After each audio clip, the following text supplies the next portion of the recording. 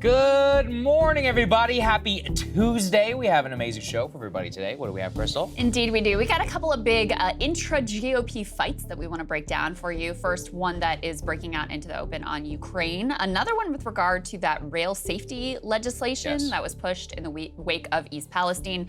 As predicted, news media moved on, and a bunch of people who talked a big game about wanting to do something about it have now decided they do not actually want to do something about it. So we'll tell you about that. We also have more home insurance companies pulling out of the state of Florida as premiums there have been skyrocketing. It's become a real issue for everybody in that state, so we'll break that down for you. We've also got some UFO news that Saagar is very interested in, and I am mildly interested in, so we will tell you about that as well.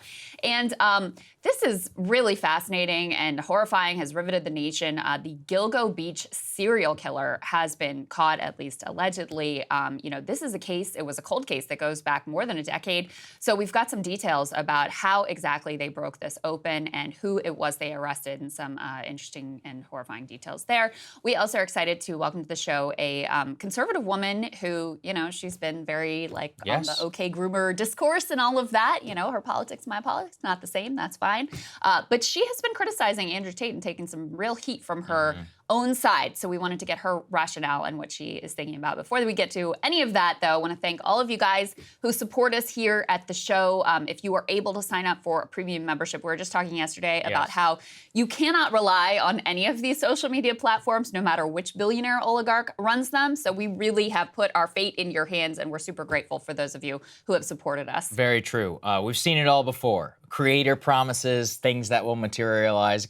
Never quite does. The only people that we really can rely on are you. That's why we're able to pay our bills every single day. So breakingpoints.com. We do offer, of course, the benefits. We can give our premium members the show an hour early. You get our responses to each other's monologues and all of that other jazz. Breakingpoints.com. As I said, also you get to buy socks early. Those awesome socks which are flying off the shelf. So anyway, you can go and check all that out. We haven't checked in on the sock sale numbers yet to see if they're flying off the shelves. I am just going to believe that they're flying off the shelves after I had to spare the indignity of showing my ankles on all that. So I saw one premium subscriber say that I have small ankles but long feet. So I'm not quite sure how to take that. It's okay. Small ankles but long. It's all right. It's all right. I'll sit here and I'll just take it. I'm getting a little uncomfortable with this discourse. Let's move to the show. Let's get to Ukraine. I guess that's the hardest pivot that could ever exist. Some actually fascinating moments when President Trump was interviewed by Maria Bartiromo over on Fox News. Now, he has famously said, I can end the war in Ukraine in 24 hours. Been a bit scant on the details whenever he was pressed on CNN and in previous interviews. He's given us the most detail yet to date, and things took a little bit of a plot twist inside the answer. Here's what he had to say. You said you could end the war in Ukraine in 24 hours. Yes, I How could. would you do that? I know Zelensky very well. I felt he was very honorable because when they asked him about the perfect phone call that I made, he said it was indeed he said it was, he didn't even know what they were talking about. He could have grandstanded, I felt threatened. Well, that's not going to be enough for Putin to stop bombing Ukraine. No, I'm not saying that. What I'm saying is that I know Zelensky very well and I know Putin very well, even better. And I had a good relationship, very good with both of them. I would tell Zelensky, no more. You got to make a deal. I would tell Putin, if you don't make a deal, we're going to give them a lot. We're going to give more than they ever got if we have to. I will have the deal done in one day. One day. So in the same breath as saying I'm going to have the deal done in one day, he's also actually putting on the table, offering Ukraine even more military aid than ever before, really taking off any sort of breaks or anything in terms of escalation if Putin doesn't agree to what he wants. I mean, it is a plausible strategy. I guess it's akin to like a Nixonian madman strategy. It also risks a lot of escalation. And this is always the issue with Trump, is you actually have no idea what you're going to get. He can come out with a statement against cluster bombs all he wants. He said he wanted to reset our relationship with Russia.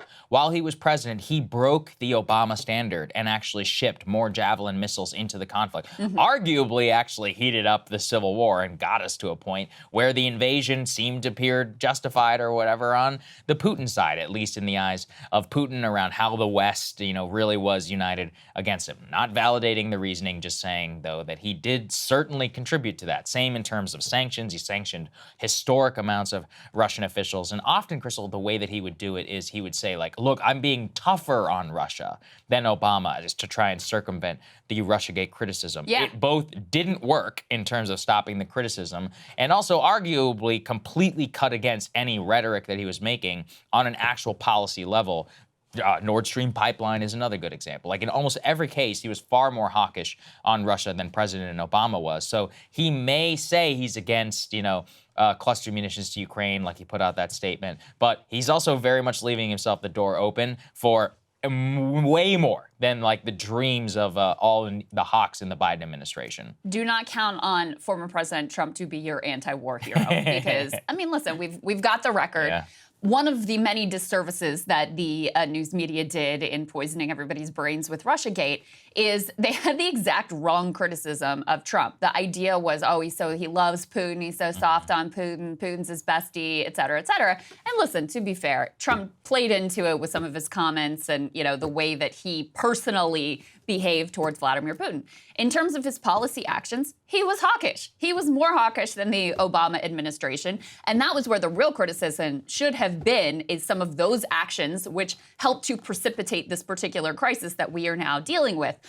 You saw this on a variety of issues as well. He was extraordinarily hawkish towards Iran. He talked a big game about getting out of Afghanistan, but ultimately it left it to Joe Biden to actually, pull out of that country, which was a very difficult situation. So, yeah. And even within his rhetoric on Ukraine, he has vacillated between saying that Biden is not hawkish enough, he's not doing enough, he needs to do more, he needs to be more aggressive, and the sort of, let's get this deal done, let's negotiate, I have the war over in 24 hours. He has vacillated between those two extremes, and I think it is the only thing that we could expect is that he would continue to do the same.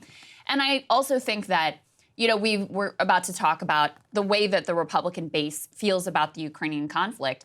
I think the extent of the reluctance to continue with military aid towards Ukraine, I think Trump has a lot to do with that. And I think he has really helped to drive up that sentiment within the Republican Party. But I also think it could flip on a dime where you could easily, if he starts coming out and saying, we should have sent F-16 sooner, we should have sent cluster bombs sooner, we should be doing even more, we should let them hit Russia and not complain about it, you could easily see the Republican base flipping to a position of Biden's not being strong enough, he's not being hawkish enough. And because the news media always is in favor of more hawkishness, they would help to beat those drums as well. I saw it in Afghanistan. You had a bunch of people who said we need to pull out of Afghanistan. But like, wait, not like that, even though it's under a Trump peace deal. And, before the inevitable, but we should have kept on Bagram. Yeah, apparently everybody online is a military genius that can figure this out. The problem that comes always to the fore is that when it's actually time to limit the amount of aid, press for a diplomatic solution, the media is going to go against you. So then,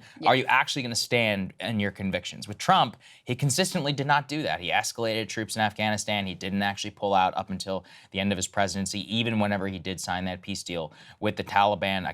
The Russia, we gave numerous policy examples. So there's a lot to doubt whenever it comes to some of his rhetoric. And, to your point also in terms of the debate and kind of where it stands, let's go ahead and put this up there on the screen. A shot across the bow from Ben Shapiro.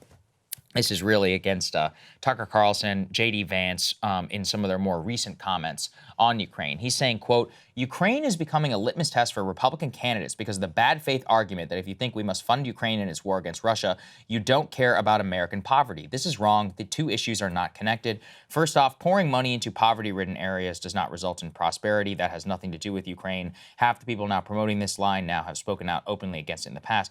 You can be skeptical of Ukrainian military aid while still being in favor of entitlement reform. Love how he puts that one in there. Second off, the notion that America has no interest in Ukraine is untrue.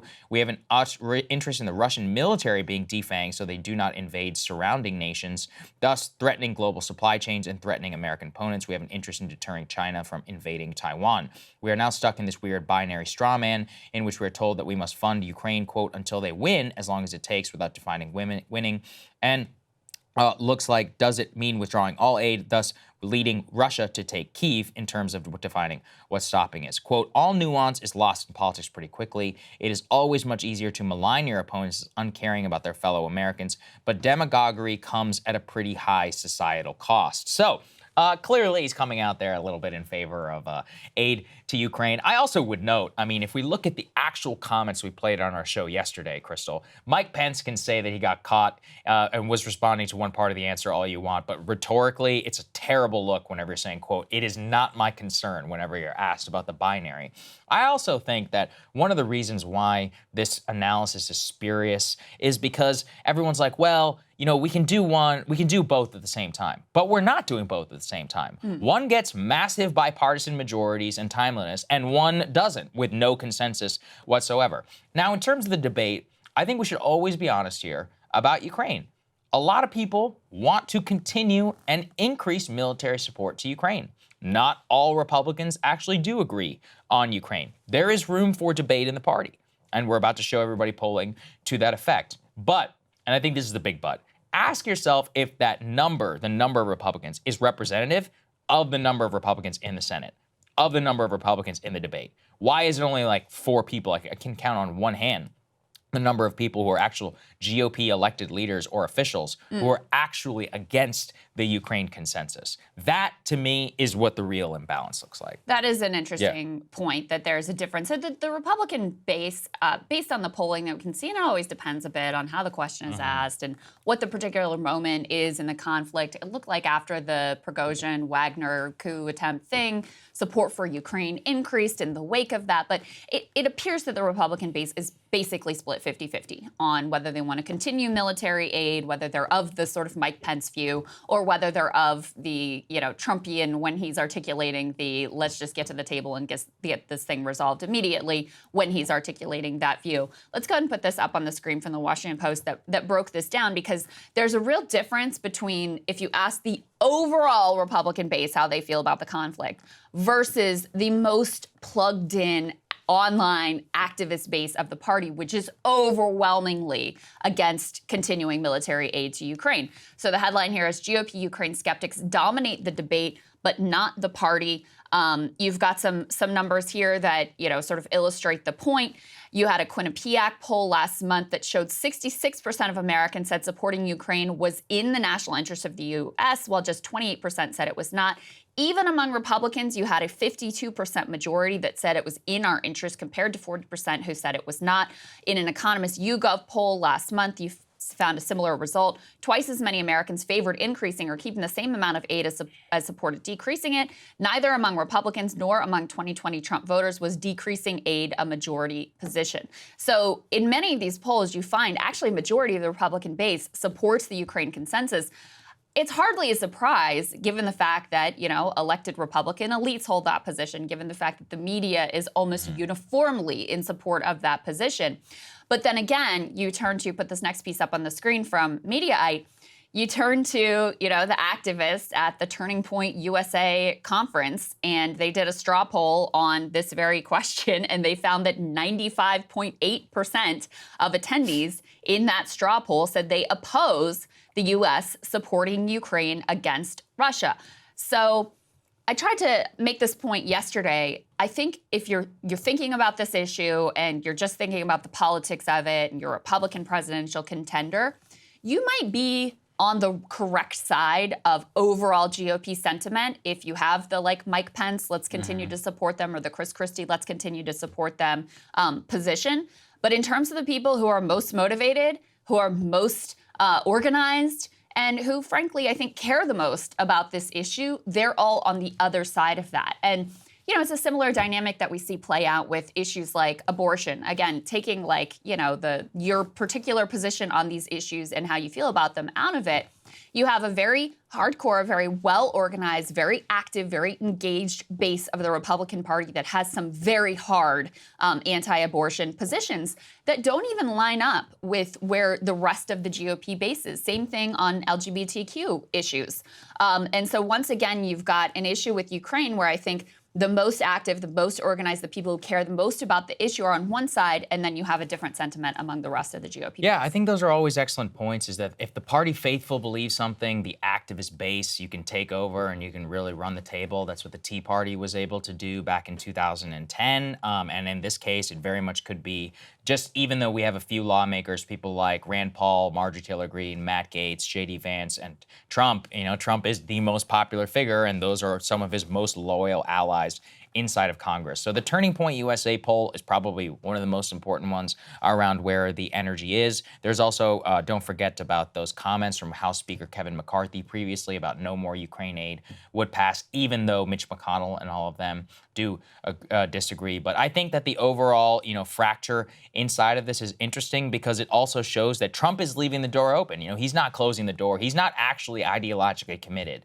to an actual, reducing aid, making sure that you drive Kyiv to the table and to the bargaining table. He really is, opening the door to even more military aid if needed, and politically could make that case quite easily, I think, to the Republicans. I also do think, in terms of why a lot of Republicans, specifically primary voters, do support some of the Ukraine consensus, a lot of these people are old.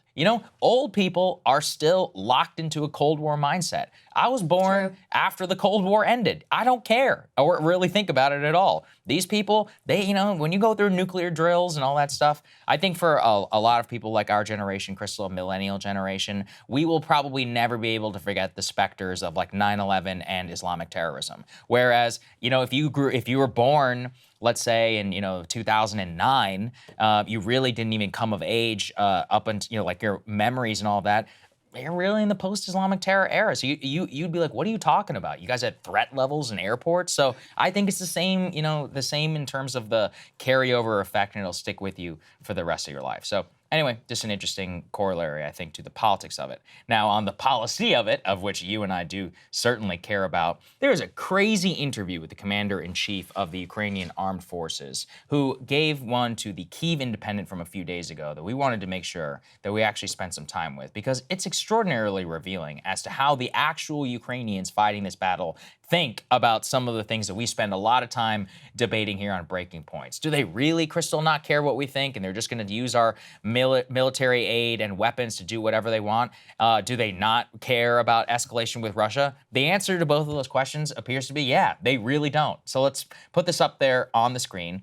In terms of what he has said on Ukrainian strikes inside of Russia, quote, "It is up to us to decide how to kill this enemy." Now, once again, you could say that is true, but you can use your own weapons then. Oh wait, you don't have any of your own weapons. In terms of partners, he says, quote, "If our partners are afraid to use these weapons, we will kill with our own, but only as much as necessary." Once again, ridiculous. They have no industrial base. They don't have any of their own weapons. All of their weapons are provided to them by charity. They can't even afford them themselves because they basically have no economy. And he does make the point that we always try to emphasize here. He says, "To save my people, why do I have to ask someone for permission to what to do on enemy territory?" You don't. If you're able to make your own weapons, and you're able to supply your own military, and you're able to pay your own bills. But you actually can't do any of those.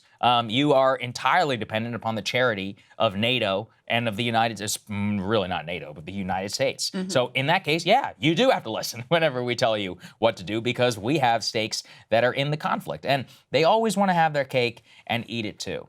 And, I'm not the only one, actually, who thinks that the Ukrainians are ungrateful and they always have their hand out asking for more, even though when they're getting a historic amount of aid. I'm not sure if you saw this, Krystal, but Ben Wallace, who is the defense minister in the UK, gave an on-the-record statement saying, sometimes we'd like to see a little bit more gratitude at the NATO summit. And just that freaked out the Ukraine and NATO people, the Lithuanians, and Zelensky sarcastically was like, okay, we will say thank you. Is our thank you enough? And it's like, it gets to the point of, Look, the UK, in my opinion, they haven't sent nearly enough military aid relative to what we have, considering that they actually are on the continent. They are the great power. They have a massive economy. They have a real industrial base. You send it. Why do we have to do it? But even, compared to the rest of the European countries, Krystal, they've sent way more than anybody else. And so for them, they're like, look, our population supports but you got to say thanks, man.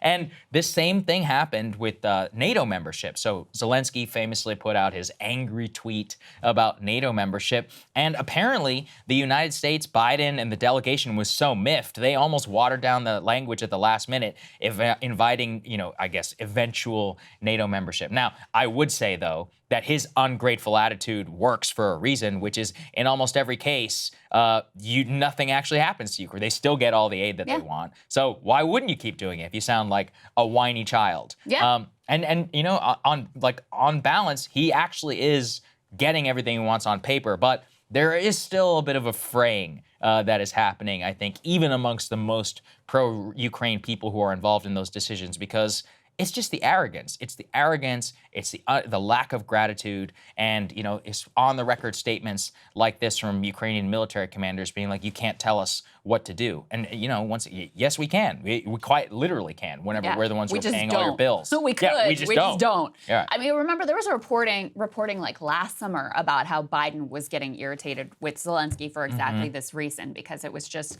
constant. It was just the sense of entitlement. But to me, the most chilling comments from this military commander, this Ukrainian military commander, is he says, listen, as soon as I have the means, I'll do something. I don't give a damn. Nobody will stop me. Yes. And he's right. Yeah, he is right. He's 100% right. We talked about this with the Kerch Strait Bridge, Ukraine taking responsibility for an attack on that bridge this week, and how that contrasts with fall or summer, when there was a similar attack on the bridge. And there was a little Ukrainian wink and a nod, but they didn't feel bold enough to actually take responsibility for that attack at this point. Now, between then and now, we've had all these attacks on Russian soil. We had direct attacks on the Kremlin, and there have been no repercussions in terms of all Ukraine has seen is continued escalation of our support. And, okay, we will send you the Abrams tanks. Okay, we will send you the F-16s. Okay, we will send you cluster bombs. So from their perspective, they're like, why should we hide it? Why should we do anything other than exactly what we want to do in this conflict? Again, I don't blame them. For having that view. I blame us for allowing what is a very dangerous situation to unfold. And the blasé attitude that some of these people have about potential nuclear war, I just cannot wrap my head around it. We had an interview yesterday with former Arkansas Governor Asa Hutchinson, who is a 2024 contender. Really grateful for his time. Super nice guy. Wildly differ from him on a whole variety of issues. But the thing that was most stark to me that he said is, I asked him a question. All right, so are you concerned that we're going to get into a nuclear war, that we're risking nuclear war? And he said, we risk nuclear war every day. Said we risk it every day. I was like, I was shocked. That seems like a bad thing. Maybe we should try to decrease that risk. So the fact that we have, from the beginning of this conflict, we have been sounding the alarms about the possibility of sleepwalking into a nuclear conflagration. And every step in this direction, every bit of Ukrainians feeling emboldened to take these really dangerous actions risks drawing us directly into this conflict. If there was a potential attack on a NATO country, God forbid, it risks, Putin and Russia getting into a desperate situation where they create an escalatory ladder that it's very hard to get out of. And listen, I know that people are not as spun up about the nuclear risk as they were, for example, last fall when even Biden was talking about trying to avoid World War III. But make no mistake, this is still a nuclear armed superpower that is facing, some at least domestic turmoil and instability, and we need not to take our eye off that ball. Yeah, I think you're right. It's just one of those where you really shouldn't put it off to the side, because you just absolutely never know when something could burst to the fore. I mean, the Ukrainians are one breakthrough away in some cases from actually increasing the risk, or vice versa. If they completely collapse and then they resort to some sort of, crazy action like a gamble to try and get back into the game, that could increase it. So, in a lot of ways, like the current stasis is probably the safest, but because the universe of options is so big, you know, in war, you never know what's going to happen. There's always risk there on the table as long as the conflict continues. So I think it's always important to keep it at top of mind. And you know, in the most cliched phrase of all time, like when people tell you who they are, believe them. Like when he says, "I don't give a damn what you guys think," believe them. I mean, imagine if you had military, like the U.S. military commander effectively saying this when somebody else was paying our bills, and somebody else was like, "Hey, man, like you shouldn't be doing that," and we were acting with such level of arrogance, it would be universally agreed that this is unacceptable. And yet these comments, they just fly completely under the radar. Nobody in the mainstream media, you know, picks it up, and apparently we're the only ones who can read, you know, an obvious interview here, which is actually given in English, just so everybody understands. You know, it's one of those where I don't know why it doesn't get the attention it deserves, but apparently it doesn't. Yeah, I mean, we covered when those leaked, the Discord leaks came out, and it said in there one of the gating items that was keeping them from launching more attacks on Russian soil was that we hadn't provided them with the weapons to do it. And then, you know, this is information our government had. These were intelligence intercepts that our government had. They knew that, and they're like, yeah, we're gonna give them F-16s anyway. It's fine. And so, yeah, his brazen, well, I'm gonna do what I wanna do is totally justified based on the fact that it reminds me when Hillary Clinton said she went to Wall Street and told them to cut it out. That's right. And they're like, okay, ladies, sure, we're gonna do that. It's the same deal where, you know, we'll send our little please don't do that anymore. Yes. Please don't do that. We don't like it when you do that. You think that they care? No, because there's no consequences attached to it. So that's where we are. Yeah, that's well said. All right, guys, yesterday there was actually a pretty significant train derailment outside of Philadelphia. A train, relatively large freight train outside of that city derailed, I think, 10 plus cars of that train off the tracks. Let's take a listen to a little bit of what happened there. Some homes in the Philadelphia area are being evacuated after a train derailment on this Monday morning. Police say a 40-car freight train derailed around 5 o'clock Eastern time about 90 minutes ago, and at least 10 of those cars reportedly came off the tracks. You can see it right there. No injuries have been reported. Hazmat crews have been called in. A white substance was reportedly seen leaking from at least one tanker, but there's still no word on what's inside the derailed train cars. So that evacuation has since been lifted. Residents have been allowed to return to their homes, but this is yet another reminder that, I mean, first of all, the number of derailments that we have in this country is insane. And other countries do not have this same, we're just gonna routinely accept that trains come off the track with major risk to life and limb all the time. But it also highlights that we have yet to do anything in response to that horrific train derailment in East Palestine that led to them, lighting the whole thing on fire and exposing all of these residents to some sort of horrific chemical cocktail. The residents of that town may well be dealing with the fallout of those actions for their entire lives. They are certainly right now still dealing with the aftermath of this, but it slipped out of the news media's attention. And guess what? At the time, the rail lobby basically said, we're going to wait this out and we're going to wait for public pressure to die down, and then we're going to try to kill any bill that comes forward. And as of today, it kind of looks like that strategy is working. Let's put this up on the screen, the state of play in terms of what is a bipartisan rail safety effort. The headline here from Politico is GOP discord threatens Senate response to railway disaster. The rail safety divide within the Republican Party is a microcosm of its realignment over the past few years. Trump supports it, but other than Senator Mitt Romney, the effort gets almost all its GOP support from the party's small yet growing populist wing. And unless the party's establishment gets more fully on board, the safety plan that J.D. Vance shaped with Senator Sherrod Brown, they're both from Ohio colleagues there, may stall out. You only have, remember what a big game Republicans talked at the time about how much they cared about this issue and how much they trashed the Biden administration, how they held hearings, they, all virtue signaled about how much they cared about making sure that this never happens again. Do you know how many Republicans have now said that they support what is a very modest incremental improvement in rail safety? 7. Yep. 7. That's it. And so, again, the rail lobby having their way, and they do contribute a lot of money to some of the key members of that party. There's also in the House, the situation is even less promising because it's controlled by the Republicans. So in the Senate, you have, as far as I know, particularly all the Democrats on the side of this legislation, which again is very modest. Actually, let me give you the details here. Put this up on the screen from Bloomberg. This is all that it would do. Would require sensors to detect overheated ball bearings. That was a likely cause of that East Palestine crash. Would tighten rules on hazardous cargo and increase maximum fines to $10 million.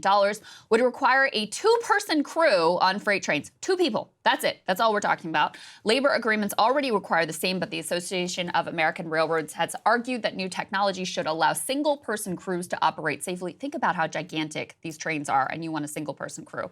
A study for the group in 2015 estimated railroads could save more than $2 billion a year using one-person crews, a boon to freight giants like Norfolk Southern or Union Pacific. So they've been pushing for this for a while. And, you know, Republicans now throwing up objections about how, oh, we can't do this because it would empower the Biden administration, would hand them more power, et cetera. I mean, these are really modest proposals, and it's just pathetic that you have so little support for this bill, so that, you know, that was crafted in a bipartisan manner, that was on an issue that everybody seemed to care about at the time. But as the public spotlight has moved on, they feel like they can politically let it die. Yeah, I mean, look, this is the classic story. And actually, this is a really good one to analyze the problems in our politics today. So let's go through the details. This is a bill that has been endorsed by the President of the United States, Joseph Biden.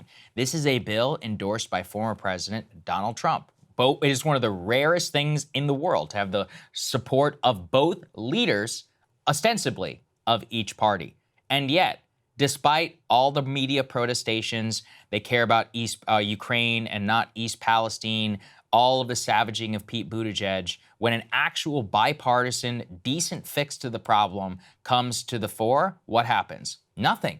And in fact, one quote here is perfect from a Republican senator who actually does support the bill. Quote, JD's gotten the classic runaround here, which is, we want to work with you. We want to work with you. But then they try and kill it in the committee. And now they're slow walking it to the floor. Mm-hmm. What I'm told is that there are not 60 votes. They also note people like Susan Collins, the queen of bipartisanship, Lindsey Graham. He never met a Democrat he doesn't want to work with to send more aid to Ukraine.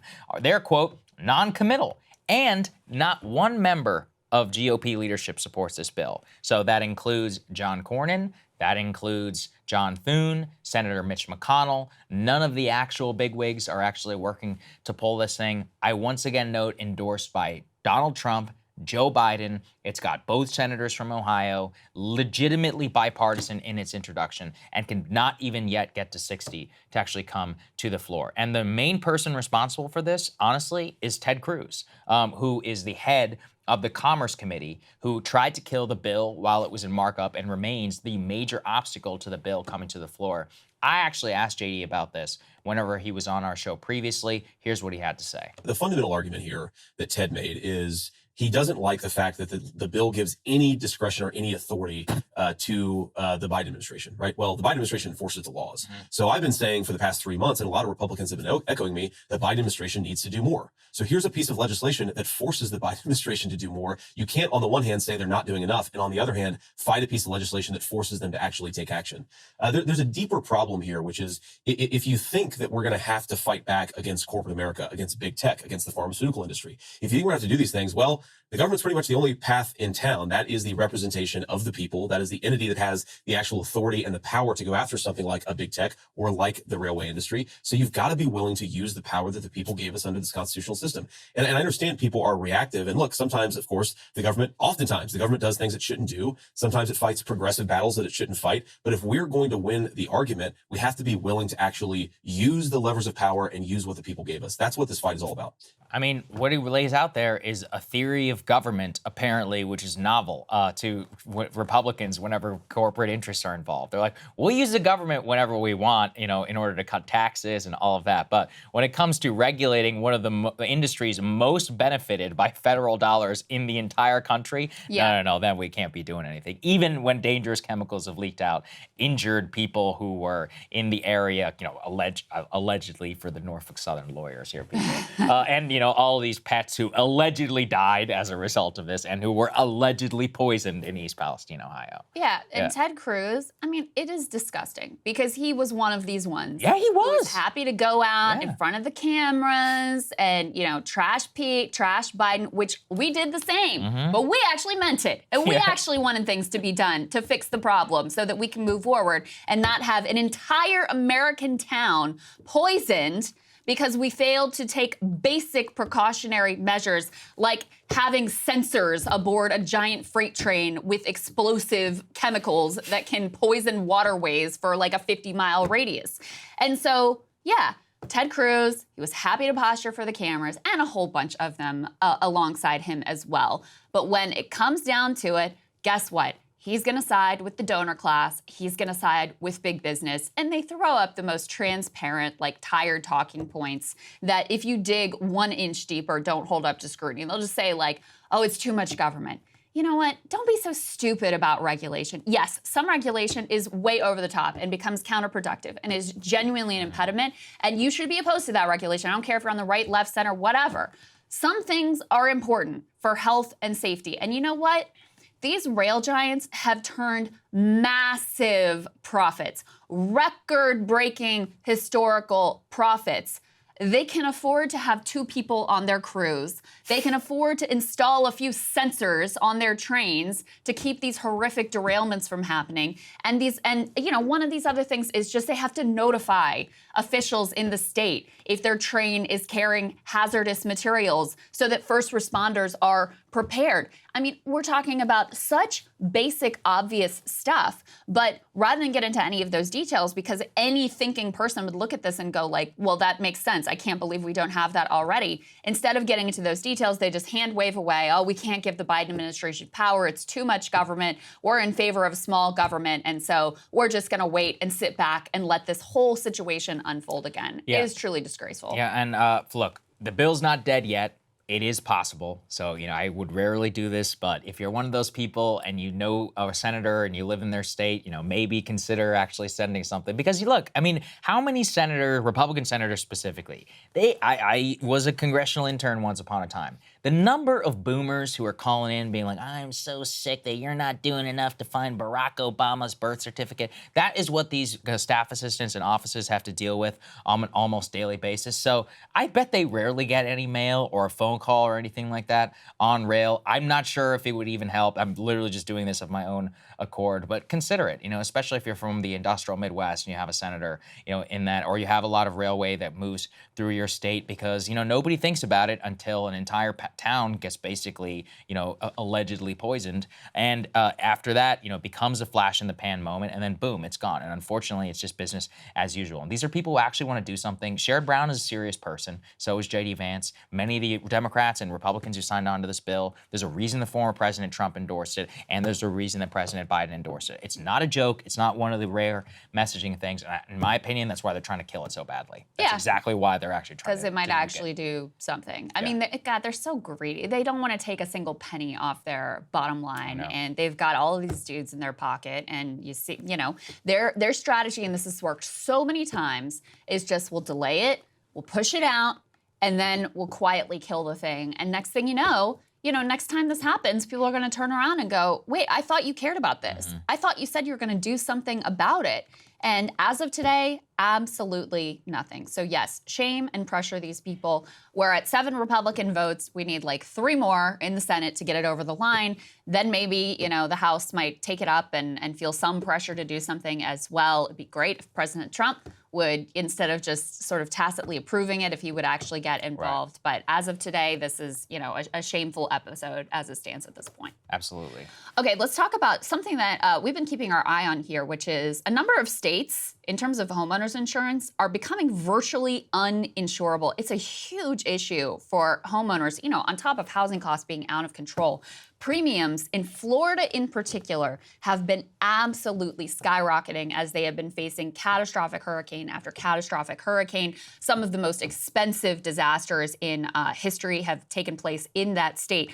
And so we've got another insurer that is pulling out of the state, making things even more difficult. Let's go ahead and put this up on the screen. So Farmers has now joined Bankers Insurance, Lexington Insurance, which is a subsidiary of AIG, and withdrawing from the market just since last year. So multiple major insurers just pulling out of the market completely. Again, this is not just a Florida problem, although it may be the worst in Florida. It is a huge problem in California because of wildfires, huge problem in Colorado also because of wildfires, Texas, Louisiana. There are a number of states that are really struggling with this. And by the way, these huge floods that we just had in New England are going to exacerbate problems for them there as well.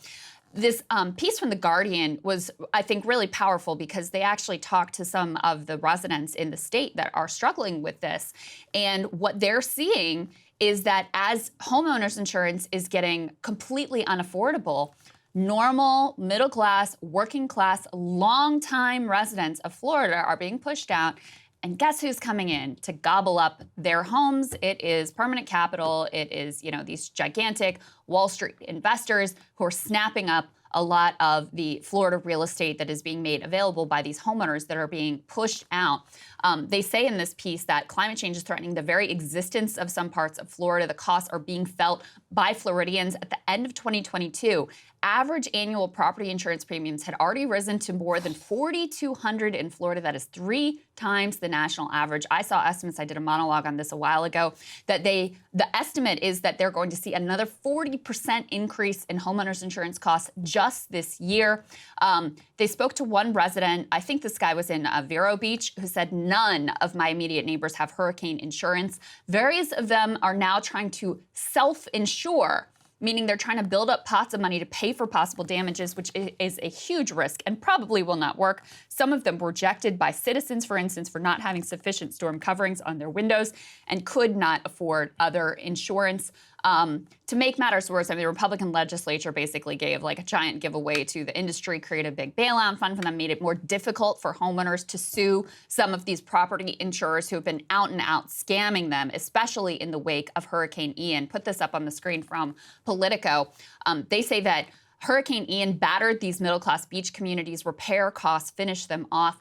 That hurricane's assault on Southwest Florida is speeding a transition already occurring in some of the state's coastal communities, driving out middle and working class people, replacing them with deep-pocketed buyers in the waterfront cities of Fort Myers Beach and Cape Coral. Even homeowners with flood insurance are finding they cannot afford the cost of rebuilding their houses to modern building codes as federal rules demand.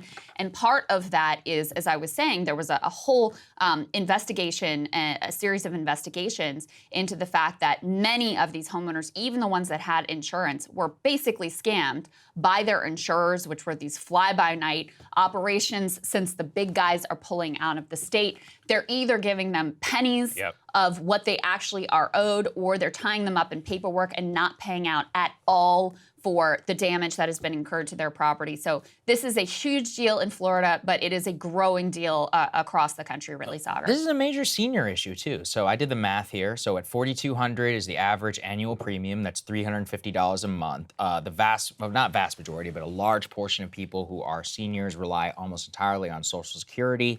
Their average monthly retirement benefit right now for Social Security recipients is only $1,700 a month. So $350 of that is just going to your freaking home insurance. I mean, just think about the percentage cost. Then you include a car payment, you include a mortgage, or you include rent. What exactly are you supposed to eat on? Especially consider when you have inflation and food. So good reminder, save for retirement. But if you're not, and you're already in that, in that environment, they also quote somebody in that Guardian story that you're referencing, quote, "My insurance premium went from $750 in 1999 to a little over $3K last year, before then jumping to $4,678 in 2023, despite the fact that I live in an area that has not been hit by a hurricane in over 100 years, and, quote, I have an itty-bitty house. Luckily, I was able to then get insurance through a state-funded program. This brought my premium down to $2,200 annually." So I think that the answer here is one that, many Ted Cruz people are not going to like. We're going to have some sort of government-sponsored insurance program. And I'm not saying that people won't have to pay. I'm just saying that clearly kicking this to the free market, it's not going to work, because they're either straight up scamming seniors in Florida in all these scams, or raising premiums to such an outrageous level that they are untenable for home ownership or for staying in Florida, where, like it or not, a lot of old people live. And if we're going to have, external factors like hurricanes, wildfires, and all these other things become such an impediment to a very basic tenet of living, then you're going to have some sort of program. So it does look like the state has a state-funded program, the Citizen Insurance Program in Florida, the Citizen Property Insurance Corporation, which is a not-for-profit insurer of last resort in the area. We're going to have some federal programs spun up that are at least able to support it. I do like that model, a not-for-profit insurer of last resort, so that people can get private insurance, better insurance if needed, but you can keep an insurance program which is still able to pay out at a competitive or relatively, decent rate, if disaster were to strike, but isn't actually trying to turn a profit. Yeah, I mean, I think that's almost the only answer. Florida does have that fund. They did just limit who is eligible to participate in that insurer of last resort. Colorado legislators have been talking about how residents are calling them, begging for them to institute a similar program because there are parts of Colorado, especially parts that are more wildfire prone, that are completely uninsurable, and you've got residents who are really desperate. California, they have a fund set up as well.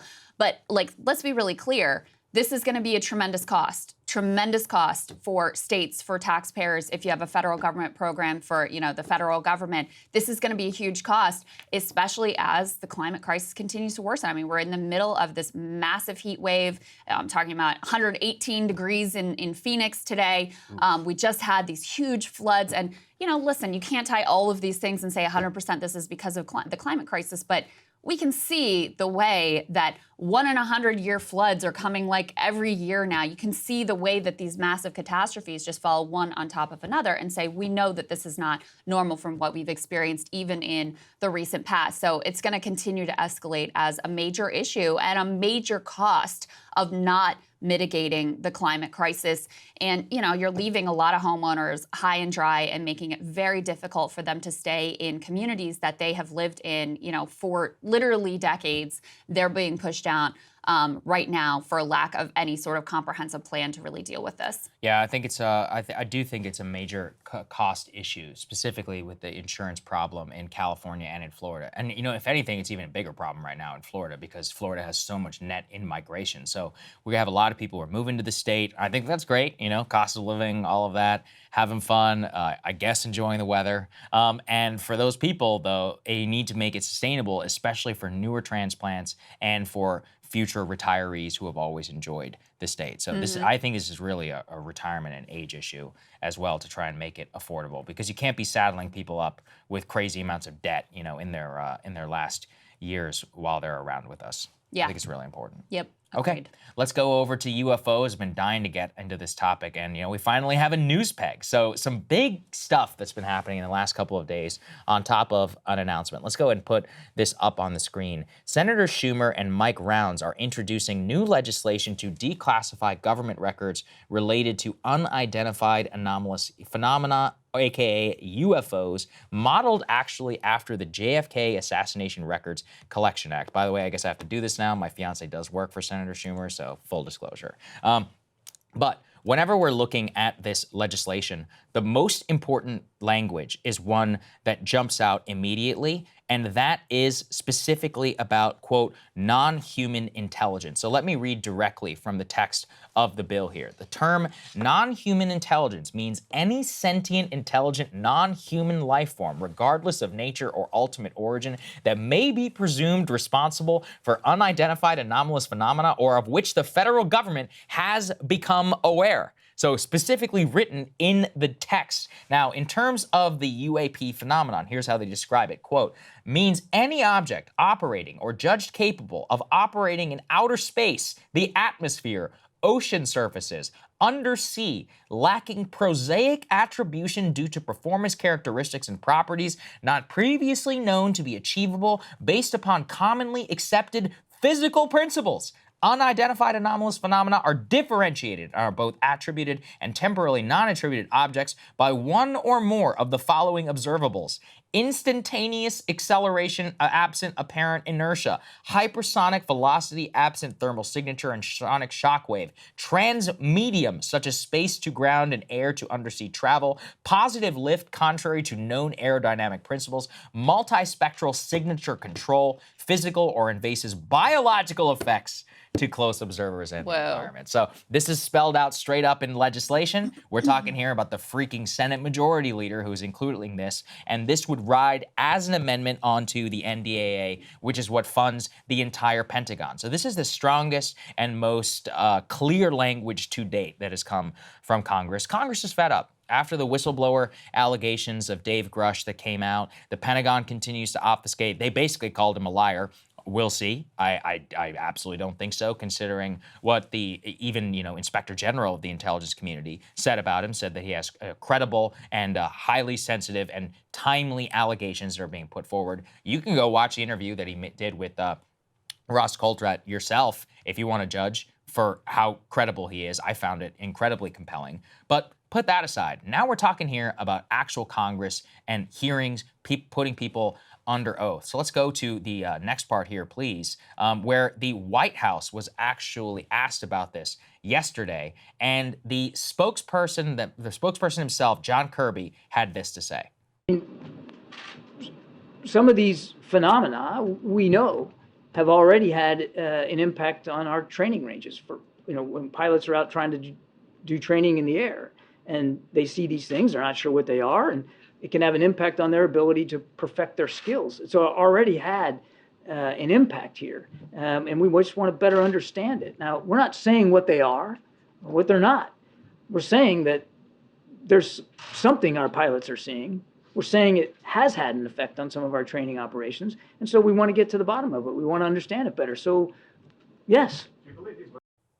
You want to understand it better. On top of that, Krystal, we got some big news here. Let's go ahead and put this up there on the screen. The House Oversight Committee will hold a hearing on UAPs. This is from Representative Tim Burchett on Wednesday, July 26th. So that's going to be next week. Already doing some planning and some interesting stuff that'll be happening. Now, in terms of that hearing and who's going to testify, there's still a lot of questions about it. According to Ross, quote, Representative Andre Carson, we played actually some clips about him before. He was the first UAP hearings that were held in Congress. He's a Democrat from New York. He says that he would actually love to get Dave Grush to the hearing before the House Permanent Select Intelligence Committee on Intelligence, but, quote, he is currently in the minority. So we'll see how that works. So we don't yet know who the witnesses are going to be before the Oversight Committee. I should also note, Burchett himself, he's a believer. This guy knows a lot about Roswell, the history, so he's been one of the people pushing for this behind the scenes. But overall, I would say that this is a victory in terms of getting transparency and answer from these lawmakers. I mean, to have the Senate Majority Leader put a rider like that in Congress is just extraordinary. I mean, you heard the terms that I used. Yeah. It hopefully will become literal law of the United States. So to have that out in writing and demanding answers, that's pretty big. So I have a few questions for you. So that whole list that you read off that's in the amendment here. Right. That, transmedium, biological effects, and supersonic, hypersonic speed, or whatever. Like, where does that come from? They come. You mean in terms of where do they get that particular list from? Reports. I mean, we've played a lot of video here before about that show some of these alleged incidents. Not exactly, but in terms of the witness reports that have come out from Ryan Graves, from David Fravor, and a lot of them report objects that appear to defy the laws of physics that you can see that are on video. Transmedium is one that's been reported for a long time from people in the U.S. Navy and in the U.S. Air Force, specifically being able to go sea to air almost seamlessly.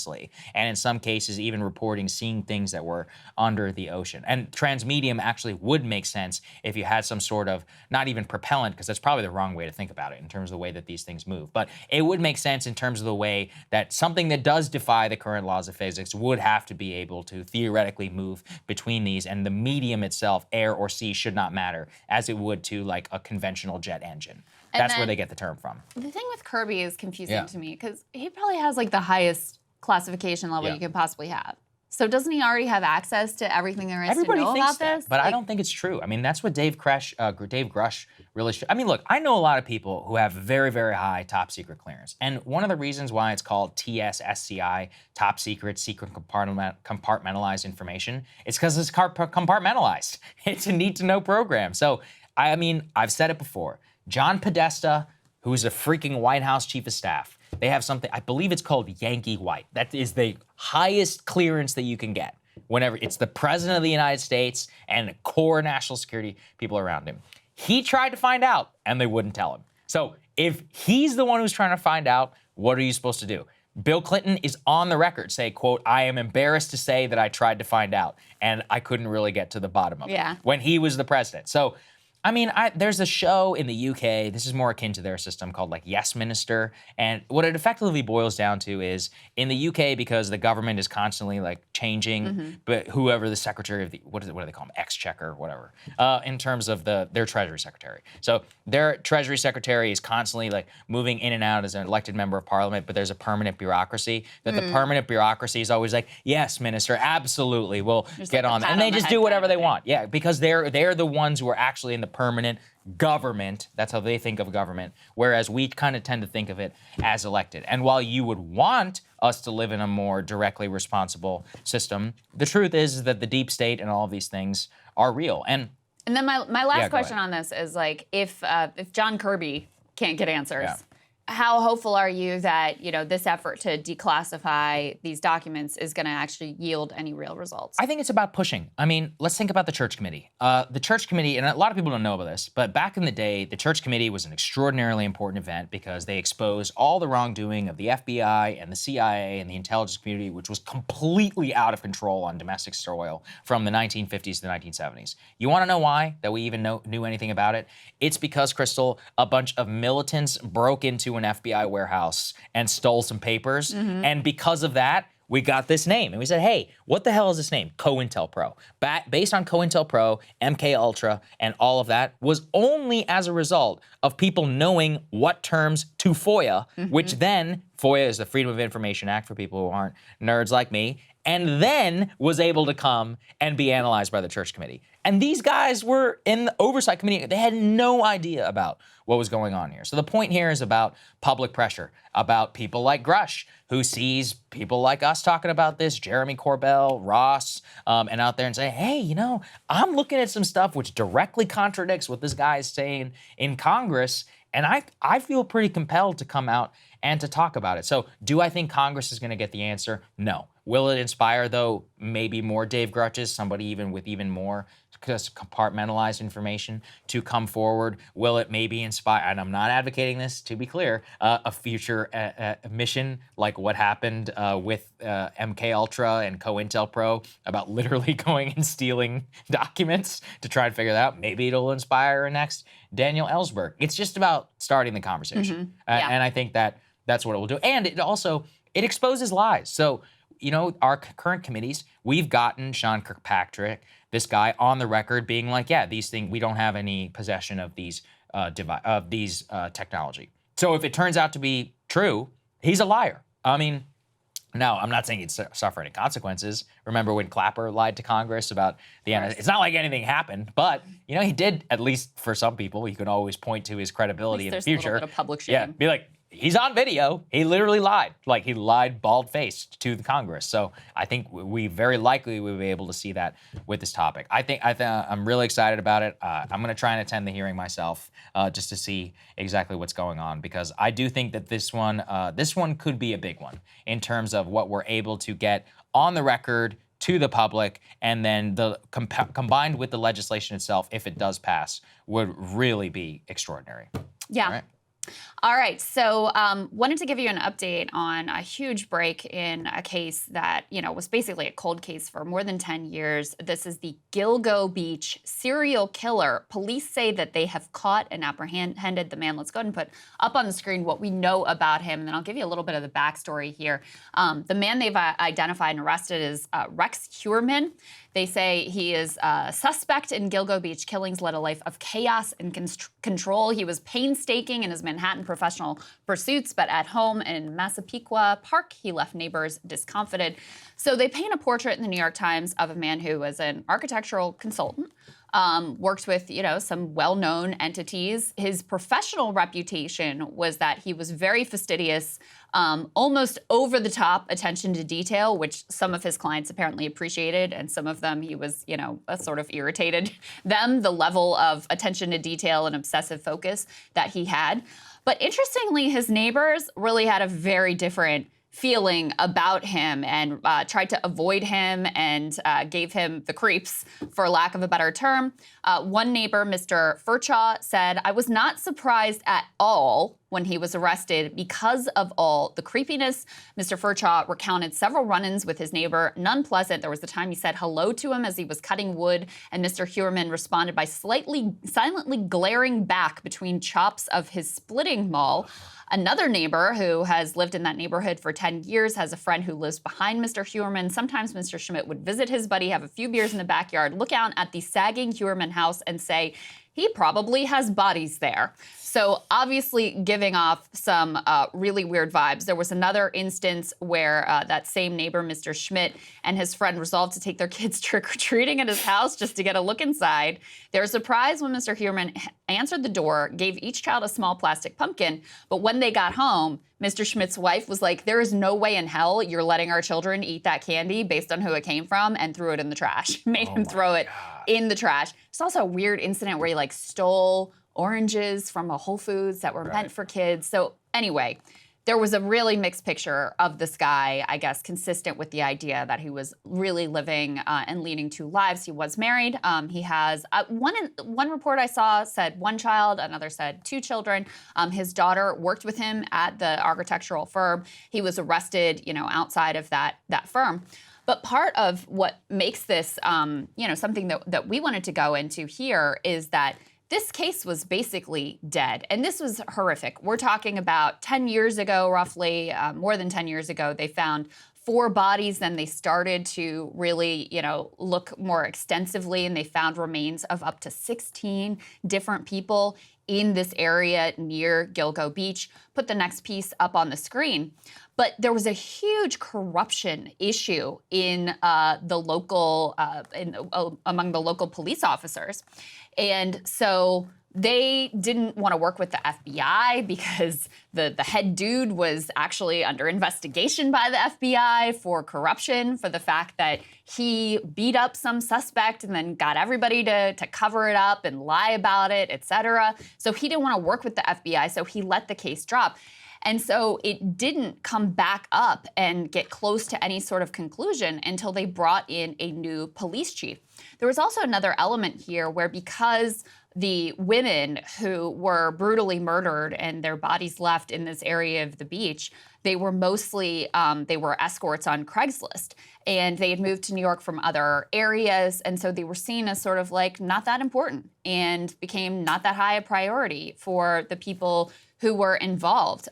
So it was, a really horrifying look at who people actually care about and who they thought mattered. So this new police chief comes in, decides because there's new technology related to DNA evidence that maybe she could have another crack at solving this case and being able to bring to justice this Long Island serial killer. Also, this woman really had an understanding of how much, even if the news is horrible and families find out that, yes, this was my daughter and yes, this was her killer, that sort of revelation can at least bring some closure to the family. So she was really committed to that, and ultimately is able to sort of break this case open. There was a pizza crust and DNA evidence that was involved, and matching his truck with a truck that was seen at one of the scenes of the crime, and they were able to bring the alleged killer to justice. Yeah, this is one of the craziest things that I've read in terms of the serial killer kind of discourse. I think that the worst part about it, as you said, Krystal, was that it was a cold case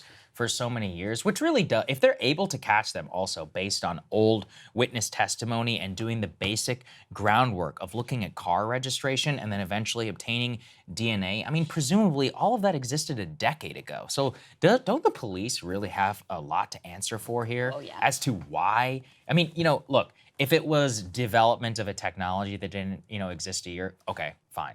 But world wasn't that different in 2012. It's like whenever we saw a witness statement and then they were checking car registration records, if anything, they would have been current at the time rather than having to go retrospect. It's not like DNA also didn't exist also. And then I always am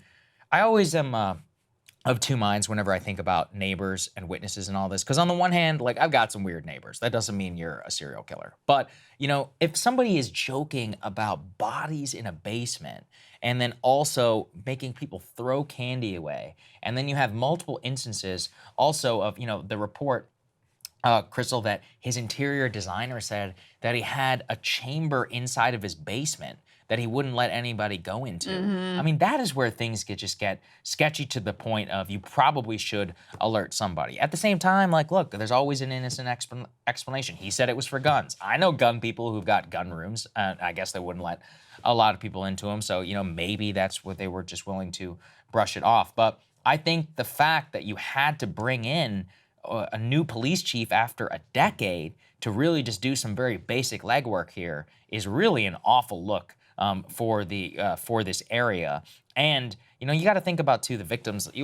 This is very common, unfortunately, in a lot of these serial killer cases. Is they just target the underclass, people like prostitutes and escorts and others. Nobody's gonna miss them. A lot of them are runaways. They're not as much of a high priority. They don't have their family members beating down the door in order to get their cases solved. And they're the ones who are victimized the worst. I mean, we sometimes as a society pay attention to them really whenever they get killed. But just if these are really just the outliers, there's a lot of them who get raped or mistreated or terribly abused literally on a day-to-day basis, and nobody ever really looks or even cares about it.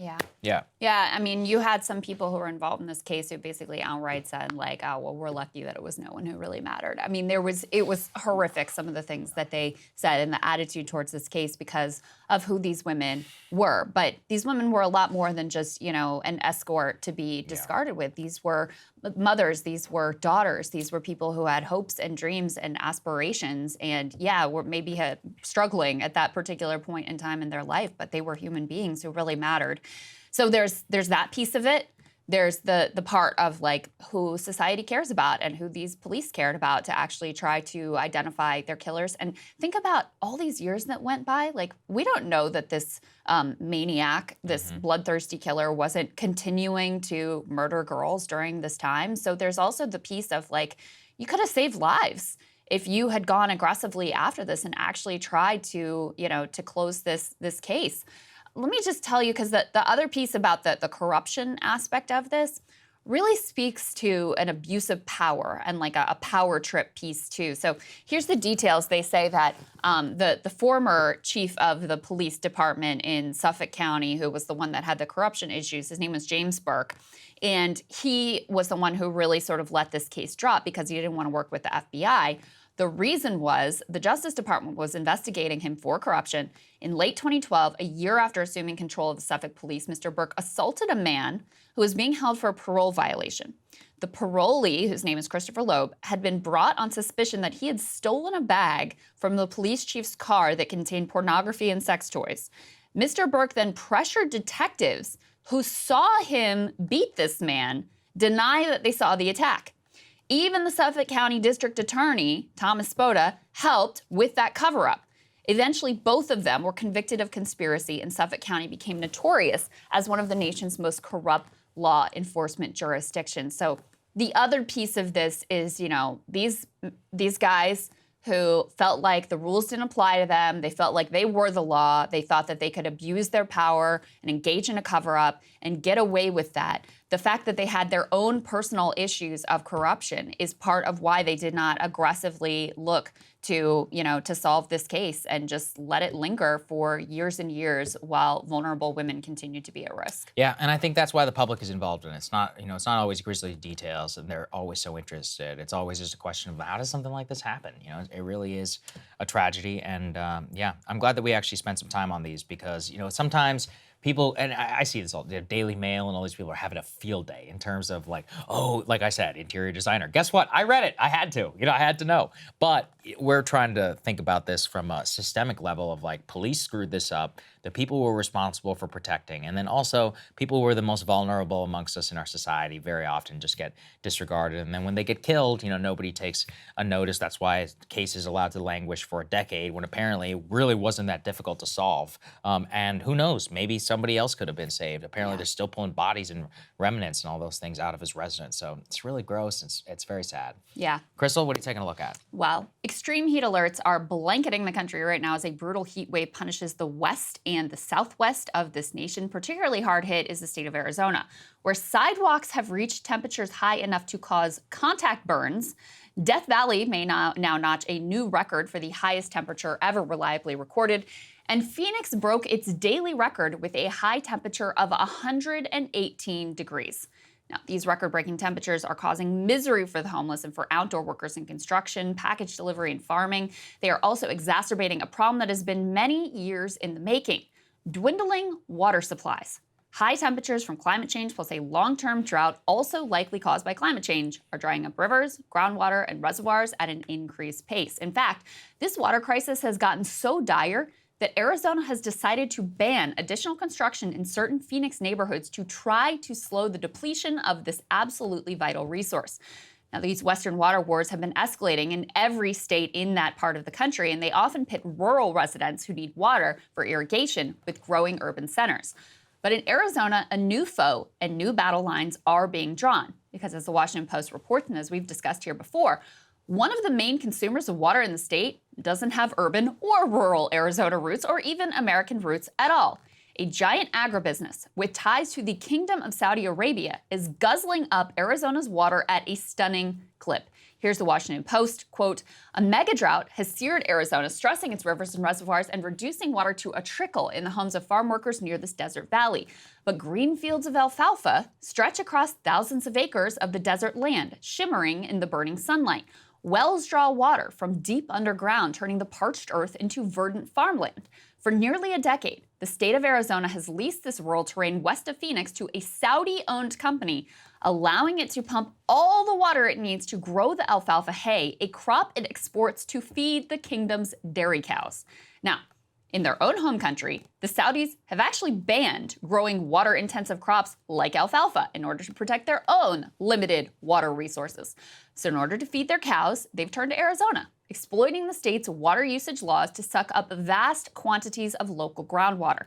And for years, they have faced next to no scrutiny, even denying Arizonans the ability to know just how much water they are actually using. The company, Fondamonte Arizona, aggressively lobbied the legislature and the governor, hiring key people with high-level connections. One of their top lobbyists had served as finance chair for the Arizona Republican Party, and as if that wasn't enough, they put a former Republican member of Congress on their payroll as well. Now, it made some sense to target Republicans, first of all, until quite recently the state was reliably red. Second of all, their pitch landed with free market conservative types who viewed water as part and parcel of the property rights of landowners rather than as a public resource to be managed collectively. Perfect example of how companies and foreign governments have figured out how to use our own free market ideology against us. Now, the company also took advantage of the relative poverty of the county that their farm is in to attempt to foster goodwill. They donated a few $1,000s to the local high school for sports programs, pony up the cash to buy white paint needed for a local landmark, purchased company-branded face masks for local distribution during the COVID pandemic. Small potatoes for them, but a big deal for a local community that was starved for funds.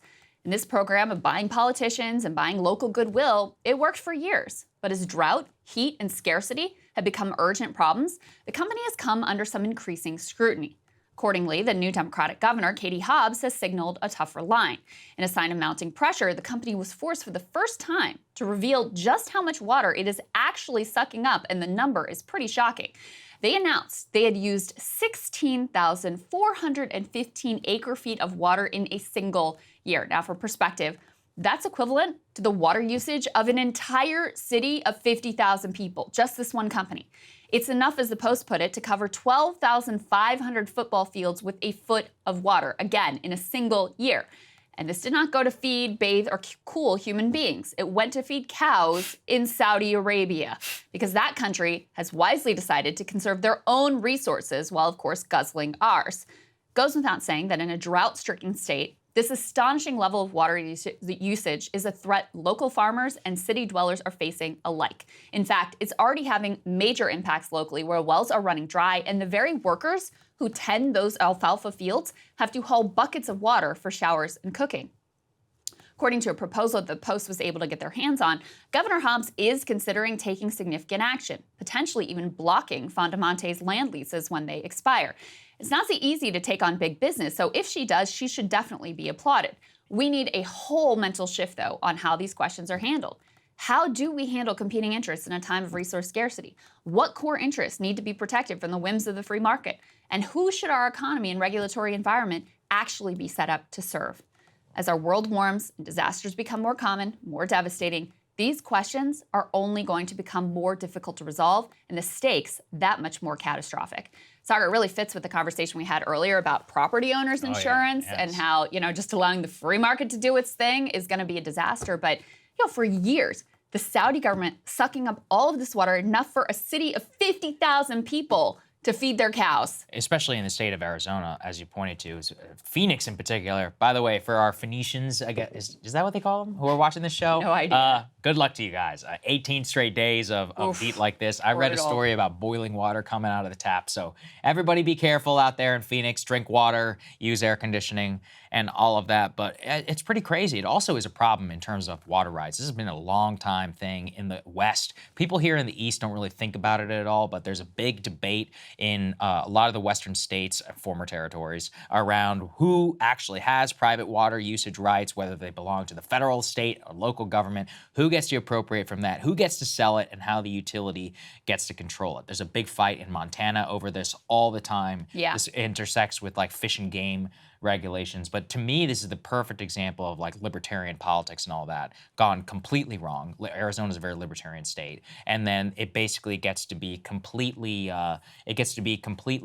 like taken advantage of by the Saudi government, who then is literally using it, a foreign government, to their own advantage, while people in Phoenix are paying sky-high prices for AC and now for water utilities. Yeah, and there's a whole range of issues we could talk about here. I mean, some of the water measurements that were used, like overestimated the amount of water that's available. So even the allotment that different states receive is like not sustainable, doesn't make any sense given what the actual water availability is. You have this long super drought that's been going on for years now that is draining these reservoirs, making it even more difficult. And then to your free market libertarian piece, the Waltons, like the family of the Waltons, some of them are involved in backing these efforts to completely privatize water. So then it's just like, a commodity that goes to the highest bidder, which will be a disaster for lots of ordinary people. And then there's all kinds of rifts, urban, rural, also between indigenous people and farmers. There's conflicts there as well. But, this one puts in pretty stark relief some of the foolish, insane decision-making that has been made over the past number of years. No, I completely agree with you. All right, Saagar, what are you looking at? Well, perhaps the most frustrating part of the entire war in Ukraine to me is how much it has scrambled the minds of American voters and American foreign policy elites to our priorities. Walking around Washington today, you would think that the year is 1961, that our principal adversary is Russia, that the booming center of the world is Central Europe, which is both economically dynamic, prospering, and a sure bet to pay major economic dividends for our relationship in the years to come.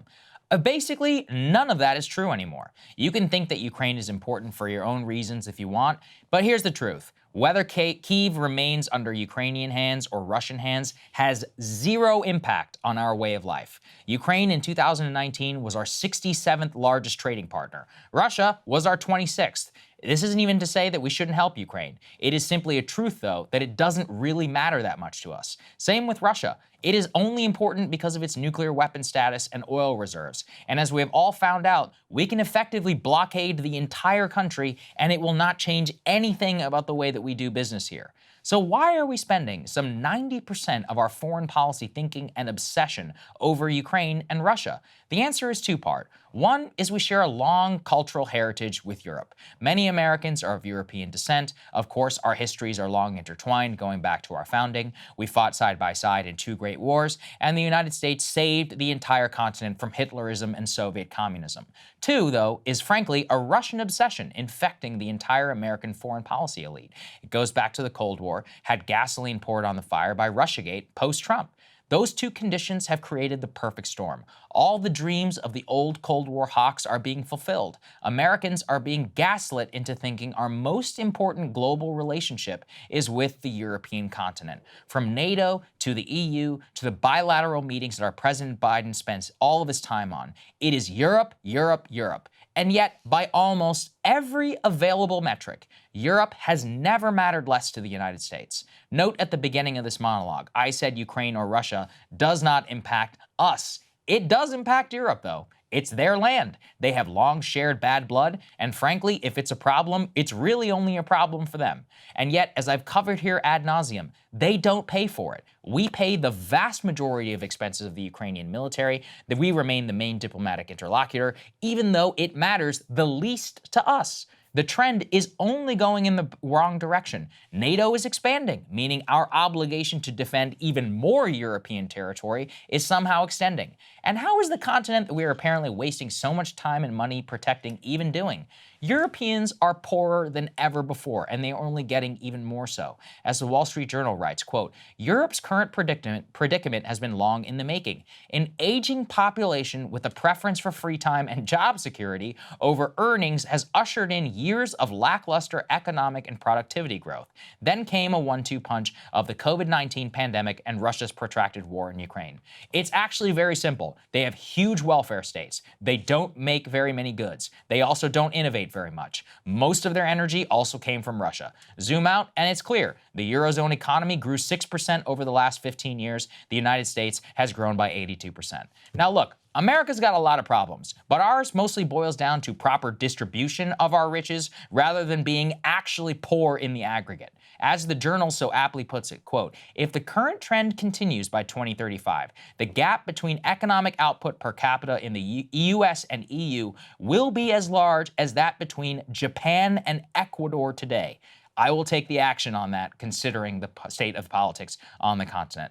Meanwhile, let's check in on the rest of the world. You couldn't see a more different picture.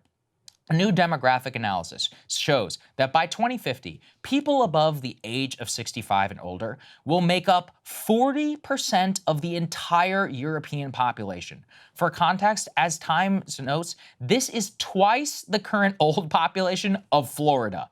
It effectively will become a retirement colony, as will the major countries in East Asia, including China, Japan, and South Korea. So who's actually growing? Now, as the chart shows, by 2050, the countries with the largest working age shares of population will be South Africa, Myanmar, India, Bangladesh, the Philippines, Pakistan, Kenya, Indonesia, Egypt, and Ethiopia. So basically, South Africa, North Africa, Southeast Asia, and India. How much time do we spend thinking about our bilateral relationships with these countries? The importance that they have to the current and the future U.S. economy and our way of life. Already it is clear. The top 10 trading partners of the United States in 2022 were as follows: Canada, Mexico, China, Japan, Germany, South Korea, the UK, Taiwan, India, and Vietnam. Already, it means 6 out of the top 10 trading partners that the US has are in Asia. Only 2 are in Europe. Compared to the rest of the world, this is already the case. Asia is 45% of global GDP, double the measly GDP of Europe, and by 2030, the current projection shows that Asia will become a full 51% of global GDP, Europe shrinking down to 18%. People think I have something personal against Europe. They would be right if we were just talking about food and coffee. In reality, I have a problem with people who cannot do math. You can only pursue existential risk and effort when that risk is existential to you. If you think of it like business, you would never allocate so much time, effort, and money towards a dying share of your business. You would look clearly at trends, and you would allocate resources both for reality, today, and for the future. if we do not change course soon, our future is obvious. We will end up like Europe, irrelevant to the affairs of the world, arrogant, riding our cultural coattails from the past, and worst of all, vulnerable to the wants of whomever controls Asia. And, I was just thinking about it, Krystal, in terms of, a lot of people misunderstand the U.S. global power projection, empire, if you're a leftist, you want to call it that, that's fine. Do you know why our Navy exists? It was to protect our ships in trading. That's it. That's the only reason. And things morphed, away from that. We went from there. We went from there. But at a very basic level, the Blue Water Navy exists for one reason, for the ability to conduct commerce on the high seas. Like, people misunderstand why exactly we even have the luxury to be able to get involved in conflicts for human rights or any of this other. It all comes down to money. And it's like, I'm looking at this, on literally as a balance sheet. And it makes no sense except whenever you factor in ideology and honestly cultural heritage. I think cultural heritage is actually probably the biggest one to me.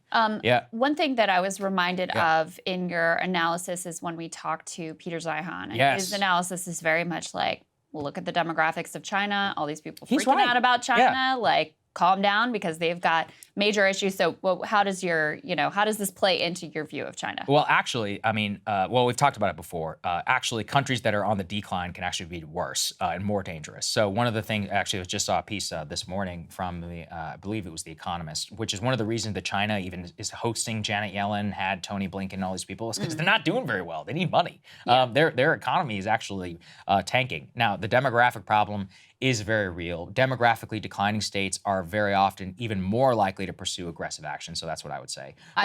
Russia is a case in point. Look at Russia, perfect example. But I would also point though, I didn't say China, I said Asia. So like what we're talking, And the problem though is that in Asia, they still are a regional hegemon and very likely to pursue, aggressive action. But it's not even that. More what I'm saying is, why are we not spending, here in Washington, we have the German Marshall Fund, we have the Atlantic Council, we have all of these, we have the French whatever partnership. Why don't we have a Jakarta partnership? When is the last time the American foreign policy elite thought about Kuala Lumpur, Singapore, Jakarta, or any of these people? Last time they thought about Jakarta, it was not good. Right, it was not great, huh? It was like 1970 and there was a genocide. But guess what? The country's changed. It's totally different. They have huge natural gas reserves. Or Brunei. I mean, compare the level of attention that we give the Kingdom of Brunei versus, Qatar, right?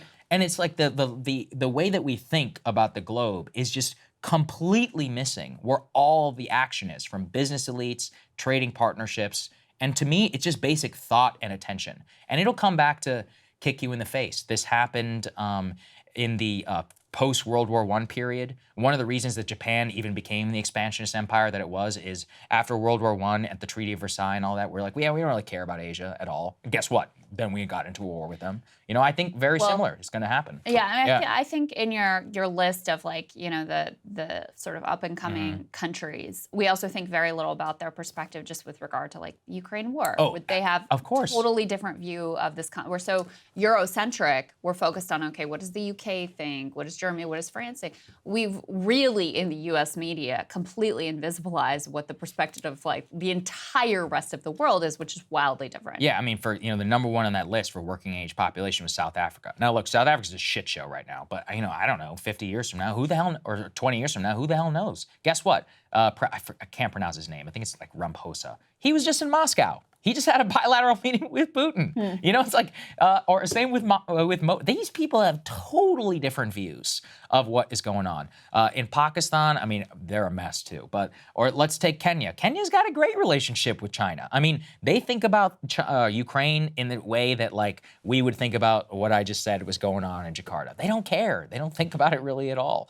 And same thing. We don't consider their opinion. We just think they're like these backwaters. And suddenly we're going to get hit in the face with reality, I think, very, very soon, unfortunately. All right, we got a great guest standing by, Allie Beth Stuckey. Let's get to it.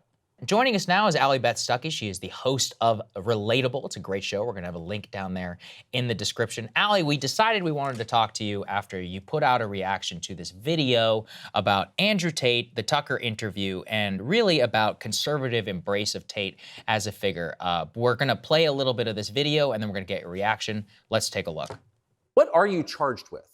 That's a really good question. I'm charged with being the head of an organized criminal group, which is in charge of recruiting girls to make TikTok videos. They face charges, which include human trafficking, rape, and forming a criminal gang to sexually exploit women. OnlyFans is the best hustle in the world. Are they accusing you of using violence or? No. They're accusing me of using the Loverboy method, coercing them by being nice. So yeah, on CobraTape.com, I have my PhD program, and that is PhD is a pimp and hose degree that I'm. Clever. And Clever. That teaches basically how I got girls, how I met girls, how I got girls to like me, how I got girls to fall in love with me to work on webcam for me. And so, Allie, after that video you put out she said, quote, Andrew Tate is evidence that the right can be as easily deceived by empty platitudes and virtue signaling as the left. All the true things Tate says about social issues are just virtue signals to cover for his degeneracy. And I was curious, to get your perspective on this as a conservative woman kind of in our media sphere and all of that as reaction, not to the interview itself, although maybe, but really Andrew Tate, some of the embrace that we've seen out there. I understand the appeal of Andrew Tate to a certain degree. Like, if you look at the political landscape, I think a lot of young men, a lot of young single men, maybe they feel emasculated or they feel definitely at the bottom of the intersectional totem pole over the past few years. And so to hear someone they think represent masculinity and strength and tell them that the problem is progressivism, the problem is feminism, you need to take responsibility, you need to be strong, you need to work out, all of these things. Okay, I understand that. Some of the critiques that he has of society, certainly of leftism, I would probably agree with. Some of the things that he tells men to do, like be strong, take responsibility, whatever, I can understand the attractiveness of that method or message to a lot of young men. However, he is charged with trafficking. He is charged with rape. He is charged and has admitted on tape several times that he has manipulated young women. In one video, he slips up and he says, oh, it's normal for 15, 16. I mean, wait. What's the age of consent? 18-year-old girls to come and work for me. And how he does it is he gets them to fall in love with him. He promises them some kind of future relationship, some kind of long-term commitment, has sex with them. And then after that, uses another woman to convince this girl to then do webcam work for him and then takes over half of their money. And he says this repeatedly on tape, on camera. He's not ashamed of it, or hasn't been ashamed of it, I guess, until he was charged recently. And he calls it a pimp and hose degree. He calls himself a pimp. And so I can't speak to Romanian law. I don't know exactly what's going to happen in this case. But at the very least, the very, very least, he is not a hero. He's not someone just because he says some true things sometimes should be hoisted up in any way as an exemplar of virtue or strength or morality. At the end of the day, like, he is a very dangerous, narcissistic dork who has attracted a lot of attention for just being a degenerate that makes himself sound virtuous. We have another clip from that Tucker interview that I wanted to get you to react to, Allie, because, his defense and what his supporters will say is, oh, the reason that they arrested him, they're going after him, it's the Matrix, right? He's saying things that are dangerous, and so they're trying to take him down. Let's take a listen to how Andrew himself framed this in that interview. The overall, my understanding of it, they're saying that human trafficking is when you convince a woman to do something she doesn't want to do for financial gain. And there's different methods you can do that. You can do that through force, and you can also do that through emotional coercion. I think most people, just speaking from the American perspective, most people believe that human trafficking is effectively slavery, selling human beings. That's what I believe as well. Absolutely. And this is the thing that's so interesting. When you finally end up the enemy of the Matrix, and they use the legal system as a weapon to punish you for having an opinion, you realize how subjective the law is, right? Because it can be a weapon. When you have something subjective, you can just pick and choose. So if they sit and say, human trafficking is a woman doing something for financial gain against her will via emotional coercion. Well, he knows these two girls, they have TikTok accounts. Emotional coercion? Convincing her. That's what I'm accused of, because they have no proof of me doing anything wrong. I mean, it seems to me like in another context, a lot of conservatives would describe emotional coercion as grooming. So that's Right. one piece. But I wanted to get you to react to this Matrix piece because, in your comments, you were talking about how the left has this vulnerability to virtue signaling, which as a member of the left, I've spoken out against, and that there's a similar vulnerability on the right. People are susceptible to kind of taking mental shortcuts. And so if he sort of signals some of the right things, and then the people you hate seem to be against him, then that's enough of like proof that he's actually on your side. Could you talk about, where some of the specific vulnerabilities are on the right? Because I just have fewer insights, fewer sort of like intel into that world. Yeah, I think the right, because we are so often demonized by the mainstream, whether it's the mainstream media or whether it's Hollywood, whether it's the so-called elites, whatever, however you want to define that, the people in charge of the major corporations, the tech companies, academia, all of that. We kind of, I think, get embarrassed by only being represented by like Christian conservatives. So when someone throws us a bone, when someone who doesn't fit the standard mold of conservative, some, white Christian conservative who espouses all of these traditional values, we kind of get excited. We're like, oh, maybe this person is going to make us cool. Maybe it's not just the religious right, or maybe it's not just Christian conservatives who have the same ideas about feminism or masculinity or family or whatever as we do. So when we get like one comedian or one celebrity or one person who happens to express a kind of heterodox, almost conservative opinion, like we get really excited about that. And we put them on some kind of pedestal as our hero. And then we always end up being disappointed. The same thing kind of happened with Kanye West, not comparing Kanye West and Andrew Tate, but that's the principle that I'm talking about here. So I think a little bit of that is coming into play.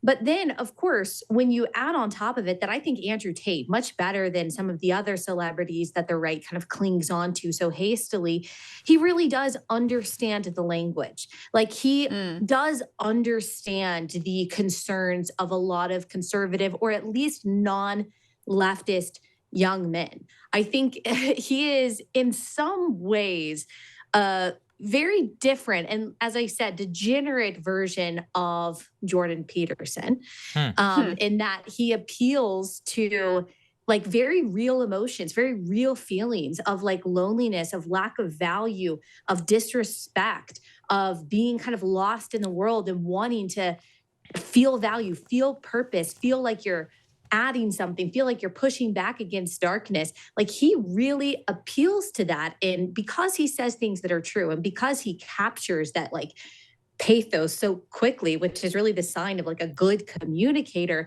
the rest of the stuff just kind of gets justified. They either say, well, it's just part of his persona, or that's lacking context somehow, or he's joking, or whatever it is. But look, it's difficult to detach yourself from someone who has emotionally appealed to you and kind of placed himself in the position of mentorship. So I think that's what happens to a lot of young men who have become kind of his disciples, if you will. Allie, let me hit you with another one. I hear this all the time, which is, why are you spending time even going after someone who is tangentially aligned with us? You're doing the left job for them. I've rejected that, but I'm curious, I think you're probably someone more in the movement than me. What's your response to that type of criticism? Yeah, I wouldn't say that he's aligned with me at all. Like, I'm sure that there are some people on the left who say things that I agree with. There are probably some people who espouse the tenets of gender ideology, which I think are extremely destructive, especially for children, that might say something sometimes that I agree with. I'm still going to criticize them when they say something that I not only disagree with, but vehemently oppose. And look, I'm a Christian conservative.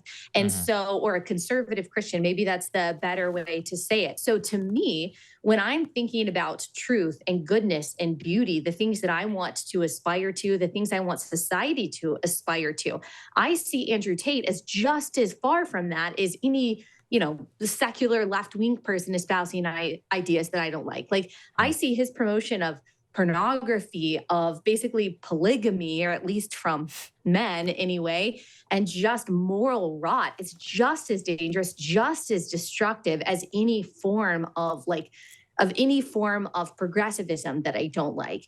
And so when I am trying to aspire to higher things, good things, I mean, it doesn't really matter what the ideology is of the people who are opposing those higher and good things, but as long as they are opposing them. And so I see Andrew Tate as just as much of an enemy to those good things that society should be aspiring to as any enemy that I may have on the left. Got it. And Allie, what's the reaction to your comments been? Because he obviously does have very hardcore group of defenders.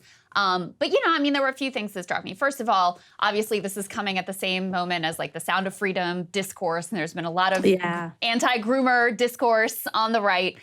So there's that piece of like, you've got that. But on the other hand, you're out and out defending a man who was actually accused of human trafficking. And then the other thing that struck me is just a little bit of research. You see, he is just out and out lying about what the charges and the allegations against him are. And listen, he deserves his day in court. Yes. We'll see what evidence he brings to bear, et cetera. There are 7 different victims whose text messages they have, who, you know, have spoken to the prosecution about the coercion that was used. There is physical violence that is alleged. There is rape that is alleged. There's, you know, creating fake deaths and keeping these women basically in hock to him and to his brother that is alleged. So even just the, you know, the basics of what he was spinning Tucker on are out and out false. Right. Why is it sort of difficult for people to see that in this context? Yeah, you're right. I mean, he's admitted to fraud, and fraud is one of the things that they look for when they're looking for, is this person actually trafficked? Is this person actually a victim? You don't actually have to be, and we don't know necessarily if there was physical violence that was used, but he has admitted on tape to committing fraud, to lying to these women, to keep them basically trapped in these kind of webcam agreements. I'm a fan of Tucker, a big fan of Tucker. I think that he has done a lot of good in telling a lot of truth.